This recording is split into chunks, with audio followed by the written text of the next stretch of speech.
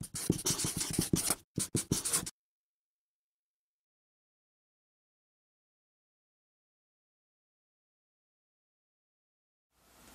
there guys, I'm just going to do a little bit of an update and how to grow spider plants.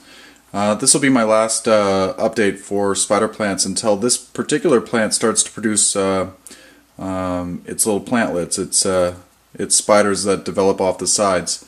So general how-to on these guys, they're fairly simple. These plants are something that were popular a number of years ago, but they've since lost popularity, and I'm not really sure why. They're really easy to grow.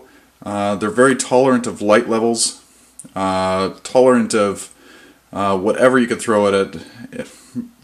I don't even know. You can plant them in a really poor soil, or you can plant them in a nice rich soil. You can. I had a plant growing in an aqua terrarium one time. I had fish with a section of land, and actually it was a piece of land that was attached to some driftwood, and there I had might have been this spider plant. I'm not quite sure, but I had a piece of or I had a spider plant growing on a piece of driftwood, and then I also had some pothos growing on the same piece of driftwood, and I just had some moss attaching it into place, and the roots were growing down into the water, and the fish were having fun in the root systems, and so it really grows in any scenario.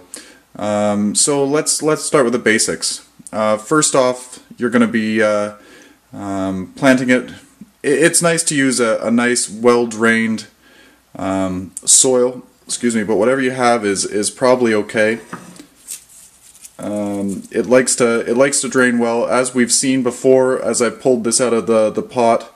The roots tend to get really fleshy, and there's almost using the term potato is probably the wrong term, but the roots swell up and they hold water, so they tend to tolerate dry periods quite well. So that's why it's a good plant for somebody to start off with. Also, for light levels, they will grow in low lights as well as in direct sun.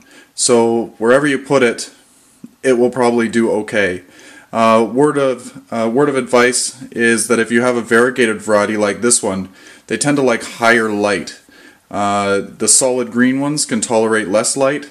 What you'll notice if you have this in a low light spot is the variegation might start to fade.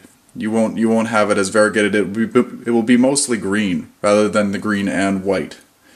Pot size. This pot size is quite small. Spider plants by nature respond well to tight root systems, so you don't really need to transplant these into a huge pot.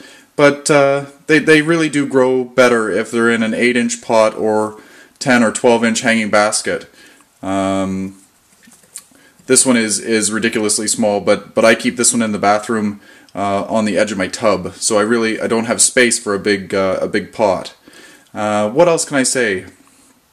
If you have any questions about the plant, just leave a comment down in the comments there, and I'll get back to you.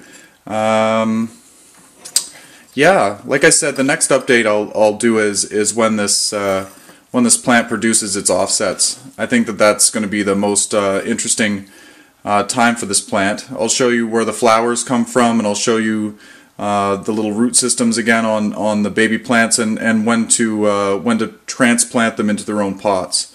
So anyway, until that time, happy growing, and I hope you enjoy this spider plant. I really like it.